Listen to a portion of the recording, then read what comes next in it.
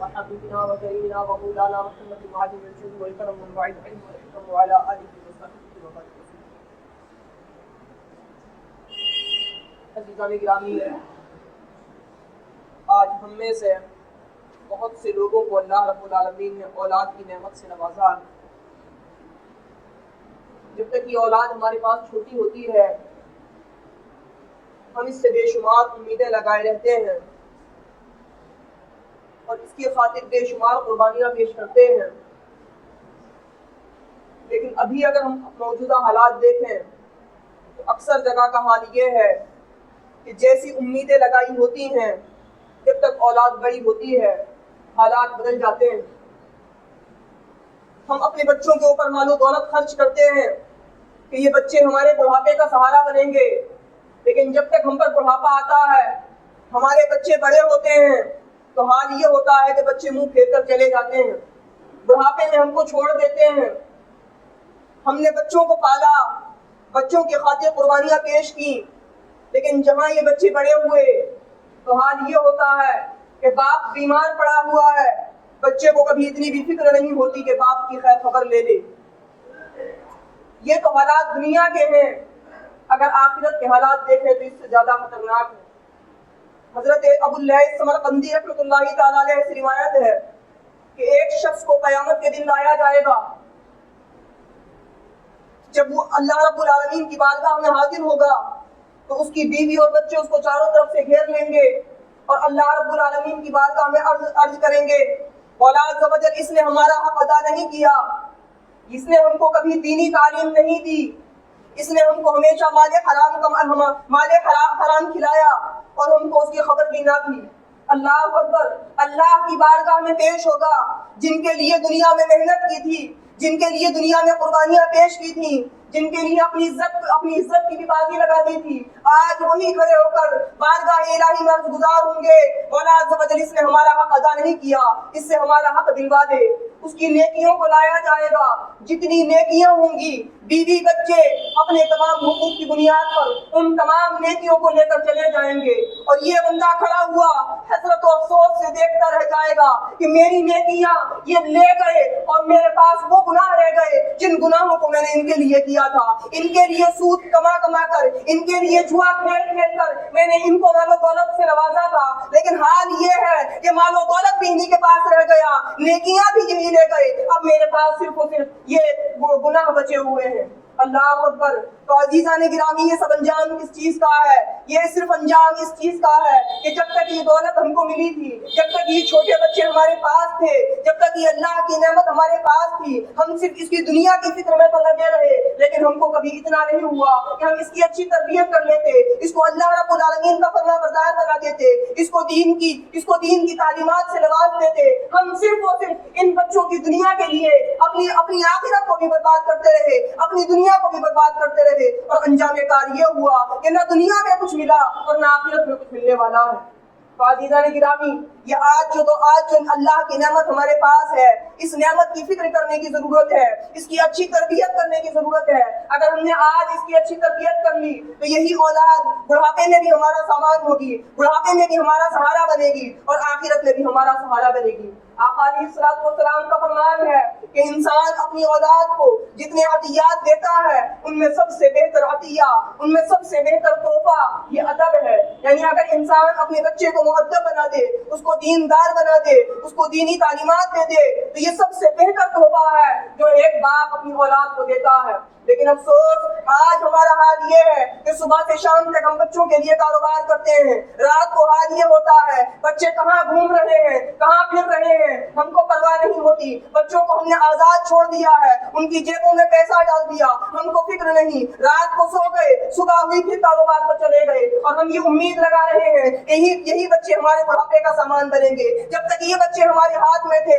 جب ہم نے ان کا حق ادا نہیں کیا، جب ہم نے ان کے حقوق کی ادائیگی نہیں کی تو پھر ہم کس بات سے امید لگاتے ہیں کہ کل یہ ہمارے حق کی ادائیگی کرتے ہوئے نظر آئیں گے. अजीजान गिरामी, सिर्फ अपने लिए नहीं, सही बात तो ये है कि ये बच्चे हमारे पास अल्लाह रब्बुल आलमीन की अमानत है, ये हमारे पास अल्लाह रब्बुल आलमीन की नेमत है। अल्लाह रब्बुल आलमीन के लिए इन बच्चों को सही मानों में अल्लाह का बंदा बनाना चाहिए, मोमिने सालिह बनाना चाहिए, अल्लाह का इबादत गुजार बनाना चाहिए, अल्लाह का फरमाबरदार बनाना चाहिए। अगर इन बच्चों की हमने सही तरबियत करके इनको अल्लाह का मुतीउ फरमाबरदार बना दिया, इनको आका अलैहिस्सलातु वस्सलाम का जानिसार बना दिया, फिर आपको ये कहने की जरूरत नहीं पड़ेगी बेटा मैं बीमार हूँ, फिर आपको ये कहने की जरूरत नहीं पड़ेगी बेटा मुझको इस काम की जरूरत है, फिर आपको ये कहने की जरूरत नहीं पड़ेगी बेटा कभी आकर मेरी खैर खबर ले लिया करो। इन तमाम चीजों की तालीम देने के लिए इस्लाम काफी है, तुम्हारे हुकूक इस्लाम सिखा देगा, फिर तुमको हाजत नहीं है कि तुम अपने हुकूक बच्चों को याद दिलाओ। लेकिन हाल ये है कि हम बच्चों के लिए अपनी दुनिया और आखिरत बर्बाद करते हैं और बच्चों को भी सिर्फ उसी चीज का एहसास दिलाते रहते हैं।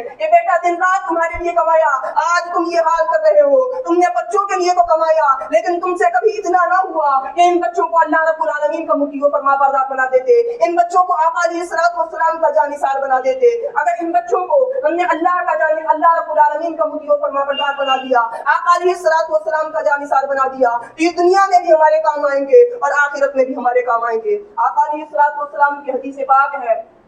कि इंसान का इंतकाल हो जाता है, लेकिन तीन चीजें उसके तमाम अमाल मुनक़ता हो जाते हैं सिवाय तीन अमाल के। एक अमल तो सदक़ाए जारिया है कि अगर इंसान ने कोई सदक़ाए जारिया कर दिया, कोई मस्जिद बनवा दी, कोई मदरसा बनवा दिया, तो जब तक वो मस्जिद मदरसा कायम रहेगा इंसान के नामाए अमाल में सवाब लिखा जाता रहेगा। दूसरा अमल जो इंसान का मुनक़ता नहीं होता वो इल्म है, जिस इल्म को इंसान छोड़कर मर जाए, कि इंसान ने इल्म हासिल किया और उसके बाद अपने तलामज़ा तैयार कर दिए, अपने शागिर्द पैदा कर दिए, किताबें लिख दी, तो जब तक उन तलामज़ा से उन किताबों से फायदा उठाया जाता रहेगा तब तक उस इंसान को उस इल्म का सवाब मिलता रहेगा। तीसरी चीज कि इंसान का अमल खत्म हो जाता है, लेकिन ये अमल खत्म नहीं होता, वो नेक औलाद है कि इंसान मर जाता है लेकिन अपनी तरबियत याफ्ता औलाद को छोड़ जाता है। ये औलाद इंसान के लिए दुआएं मग़फ़िरत करती रहती है, ये औलाद नेक अमाल करती रहती है और वो तमाम नेक अमाल वालिदैन के सामने पेश होते रहते हैं। इन अमाल से वालिदैन को खुशी भी होती है, ये औलाद वालिदैन के लिए इसारे सवाब भी करती है। तो इंसान मर जाता है, उसकी नमाजें मुनक़ता हो जाती हैं, उसके रोजे मुनक़ता हो जाते हैं, उसके दीगर अमाल मुनक़ता हो जाते हैं, लेकिन अगर वो नेक औलाद छोड़कर गया है, तरबियत याफ्ता औलाद छोड़कर गया है, अल्लाह की फरमाबरदार औलाद छोड़कर गया है, आका अलैहिस्सलातु वस्सलाम की जानिसार औलाद छोड़कर गया है, तो दुनिया में तो उसकी जिंदगी बंद हो गई, उसके अमाल बंद हो गए, लेकिन उसके नामाए अमाल में अमाल लिखे जाते रहते हैं, उसके लिए नेकियों का सिलसिला जारी रहता है। तो अजीजान गिरामी, आज जो ये नेमत हमको मिली है, इस नेमत की फिक्र करने की जरूरत है। और जब ये बच्चे छोटे होते हैं उस वक्त हम ये समझकर छोड़ देते हैं कि अभी तो छोटे बच्चे हैं, अभी क्या समझाना है, हालांकि वही वक्त सही मायने में तरबियत का वक्त होता है, वही वक्त सही मायने में तालीम का वक्त होता है। जिस वक्त बच्चा बोलना भी नहीं जानता, उस वक्त जब बच्चे को तालीम देनी होती है तो अल्लाह रब्बुल आलमीन का जिक्र सुनाना होता है। उस वक्त भी जो बच्चे के सामने आपस में गुफ्तगू होनी चाहिए वो दीनी गुफ्तगू होनी चाहिए, क्योंकि बज़ाहिर तो हमें ये लग रहा है कि ये बच्चा नहीं सुन रहा, लेकिन हकीकत हाल ये है वो बच्चा सुन रहा होता है। जो हमारी बातें होती हैं, जो हम अल्लाह का जिक्र करते हैं, जिस तरह की भी हम बातें करते हैं, वो तमाम बातें उस बच्चे के दिल पर नक्श होती चली जाती हैं और जैसी तरबियत उस वक्त बच्चे की हो जाती है, बड़े होने तक बच्चा वैसा ही रहता है। जहाँ बच्चा और बड़ा होता है उस वक्त भी जरूरत होती है, बल्कि यहाँ तक कहा गया है कि जब तक बच्चा 7 साल का रहे तो उसको सीने से लगाकर रखना चाहिए, यानी उसको खूब मोहब्बत के साथ रखना चाहिए, प्यार और मोहब्बत के साथ रखना चाहिए, उसकी एक और एक चीज का ख्याल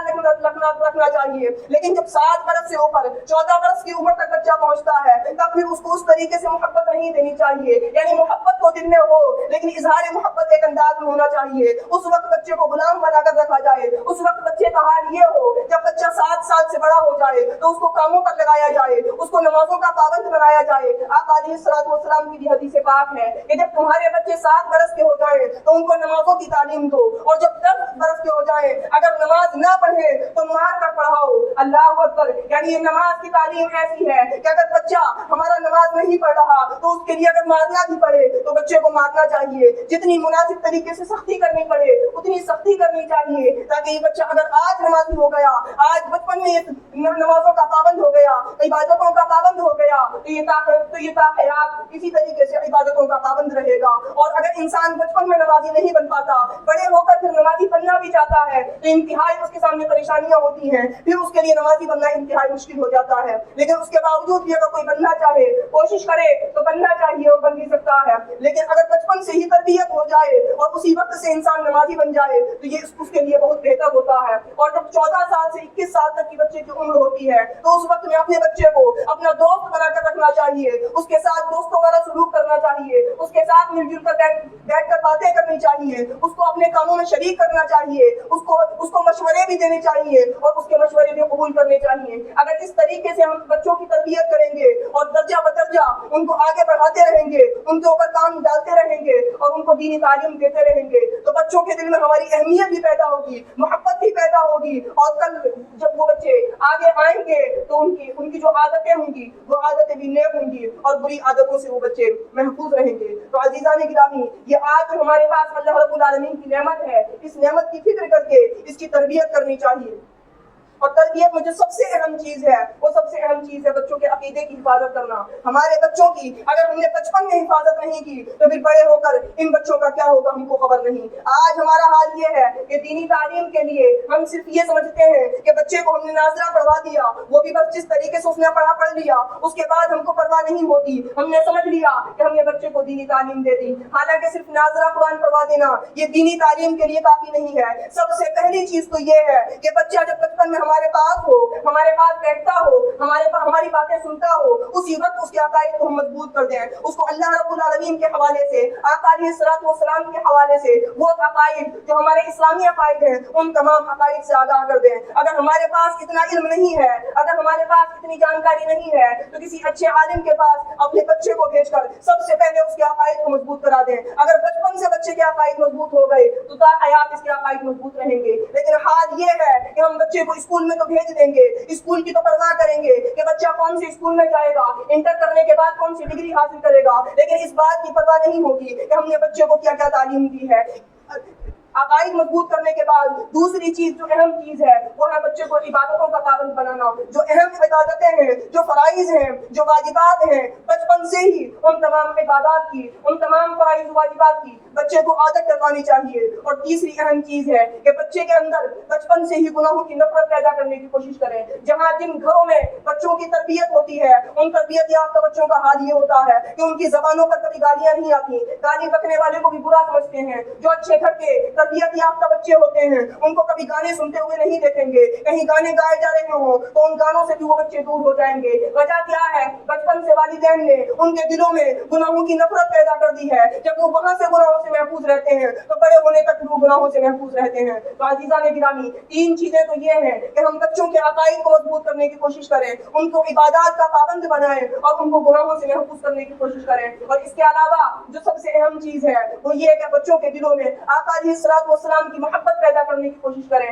بچوں کے سامنے جہاں تک ہو سکے بچوں کو محافل میلاد میں لے کر جائیں۔ اگر ہم کو آقا علیہ الصلوۃ والسلام کے واقعات یاد ہیں، ہم کو صحابہ اکرام کے واقعات یاد ہیں، تو بچوں کے ساتھ بیٹھ کر بچوں کو وہ واقعات سنانے کی کوشش کریں تاکہ بچوں کے دلوں میں بچپن ہی سے آقا علیہ الصلوۃ والسلام کی محبت پیدا ہو جائے، صحابہ اکرام کی محبت پیدا ہو جائے، اہل بیت اطہار کی محبت پیدا ہو جائے۔ یہ محبت جب تک رہے گی ایمان کو مضبوط رکھے گی، بچوں کو راہ راست پر رکھے گی، اور جس دن سے اس محبت میں کمی آئے گی پھر بچے کے قدم بہکنے شروع ہو جائیں گے، بچہ بھٹکنا شروع ہو جائے گا۔ تو عزیزان گرامی، ان تمام چیزوں پر توجہ دینے کی ضرورت ہے۔ اگر ان تمام چیزوں کا خیال رکھتے ہوئے ہم نے بچوں کی تربیت کی تو یہ بچے دنیا میں بھی ہمارے کام آئیں گے اور انشاءاللہ تبارک و تعالی آخرت میں بھی ہمارے لیے سامان بنیں گے۔ اللہ سے دعا ہے کہ ہمیں سننے سے زیادہ عمل کرنے کی توفیق عطا فرمائے۔ السلام علیکم۔